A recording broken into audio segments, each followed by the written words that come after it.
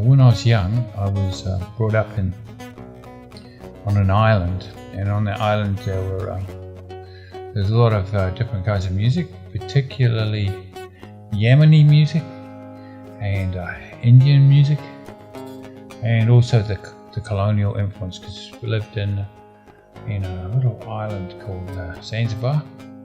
Even when I was very young, I really wished I could. I just thought, what is that special something that makes it possible to create something like that?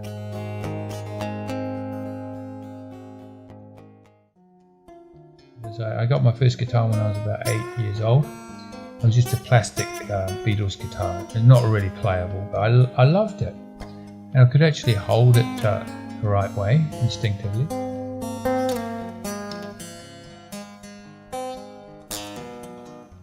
That particular song, Pascal's song, is something I really identify with, in terms of the heart has a reason that reason is not aware of.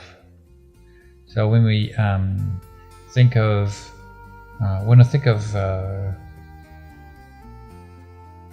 the way things run, it seems to be so much based on logic and language and numbers, and yet we have this vast area of the heart, and the heart has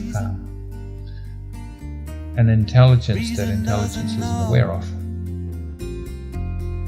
If you got a reason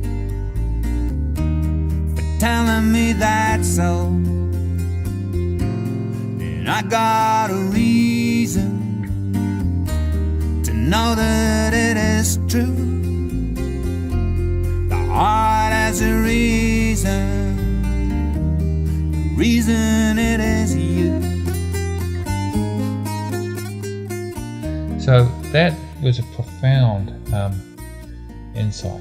I think I was stunned when I first read that. The heart has a reason that reason doesn't know, or words to that effect. So I put that in a song. And it's a very simple song. And you can think about that forever, I think. The heart has a reason doesn't know. There's so many things we do, we just don't already know why we do them.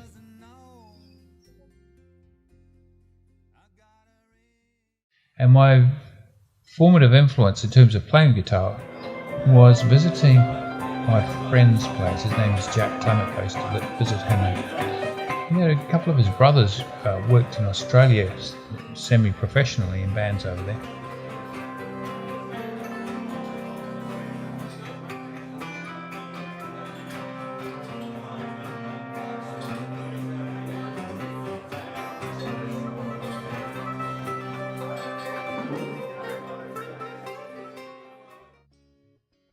I think I would have to say Greenfields.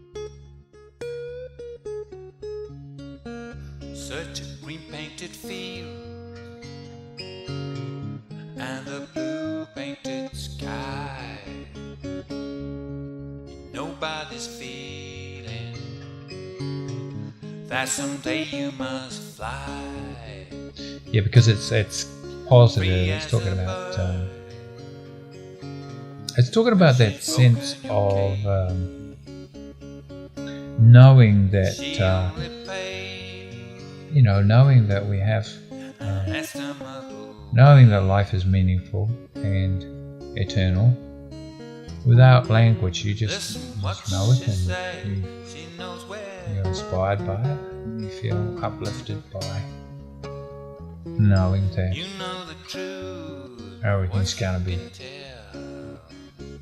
everything's gonna be green and beautiful one day. You can sort of boil everything down to material terms, and you can crunch it into language and numbers. And I never really understood why that should be so. I think language, numbers, logic, that's fine. But there's a lot more to it than that. It's a lot vaster than that. The whole idea of anyone proving anything seems quite absurd. So anyway, that's my favourite song.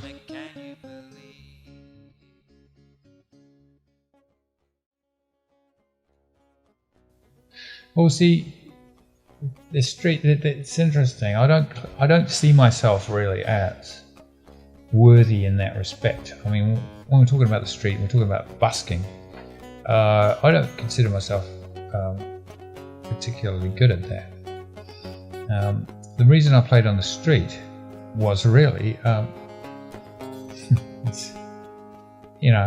might be. I might be reluctant to admit this, but the fact is, I couldn't find gigs. I just couldn't. If I go play anywhere, I'd always offend somebody. And I've been influenced by the street. The street's been a big influence. Circle shows. I've always been intrigued by that. People can get up there and perform in the street and get a big crowd and do the most remarkable things in this short space of time. I've kind of been inspired by that.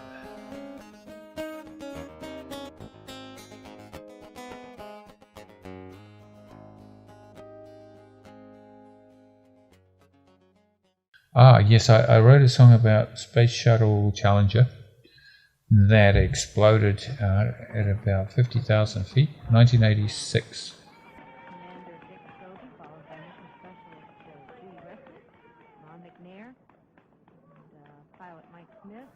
NASA put out they sort of had a competition, and they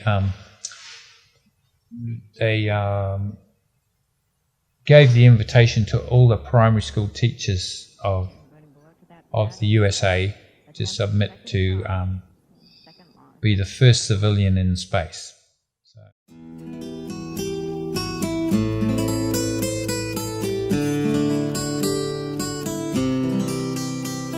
And there were two women on board, Kirsten McAuliffe and Judith Resnick. I think the captain was, I think his name was Gobi. I can't remember the names of all the crew. So she was chosen out of 11,000 teachers. She was trained up for the mission. And they have a tradition in the US where a teacher is given an apple for the teacher. As she walked into the space shuttle, she was given an apple, a symbolic apple. And what happened was that there's a valve that didn't close properly, and the vapor from the fuel got into the combustion chamber, and the whole thing exploded. And so I wrote a song about it because I did a bit of research.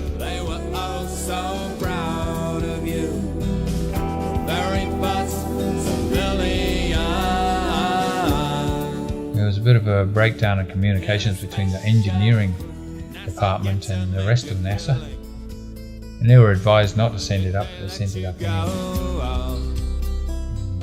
because particularly on the day it was sent up, it was very cold. And I was specifically told that in such conditions don't send it up, because there was a bit of a problem with that valve, especially in very cold conditions. And so I wrote a song about that because it moved me very deeply, because the whole thing was just so symbolic of how the whole of Western civilization, and there it is, all in the world media for all to see. It was it seemed to be like a message from beyond. It was kind of the end of the American dream.